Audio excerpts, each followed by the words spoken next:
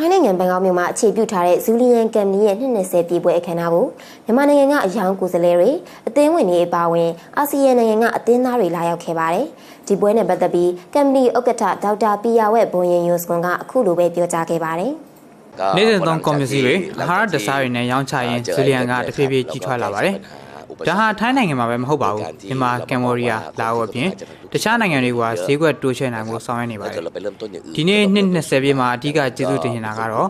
ဇူလီယန်ရဲ့အသင်းဝင်တွေအားလုံးကိုပါ။ကွန်မြူစီဘလောက်ကောင်းကောင်းအသင်းဝင်တွေအနေနဲ့ကစီးပွားရေးကွန်ရက်ကောင်းကောင်းမဆောင်ရွက်နိုင်ရင်ဒီလိုအောင်မြင်လာမှာမဟုတ်ပါဘူး။ပြီးတော့အသင်းဝင်တွေရောအသင်းကောင်းဆောင်တွေရောအားလုံးကိုလည်းကျေးဇူးတင်ပါတယ်။ဒီပွဲကိုမြန်မာနိုင်ငံသား2000ကျော်တက်ရောက်ခဲ့တယ်လို့ဦးတရာကြီးကပြောပါတယ်။အခုကတော့နေ့20ပြည့်အထိမ်းအမှတ်အနေနဲ့ဒါကျင်းပတဲ့ပွဲပေါ့နော်နိုင်ငံပေါင်းစုံပေါ့ဒီလာအိုကမ္ဘောဒီးယားမြန်မာထိုင်း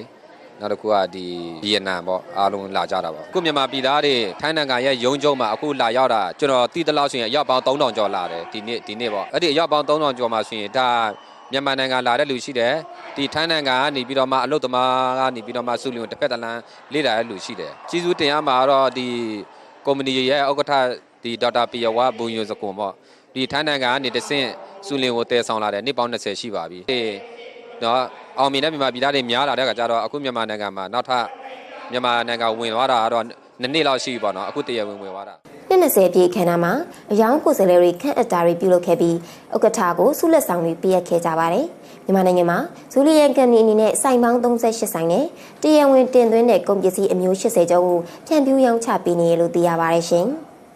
ဆက်လက်ပြီးနိုင်ငံတကာသတင်းတွေကိုမျက်သက်မှုကတင်ဆက်ပေးမှာဖြစ်ပါတယ်ရှင်။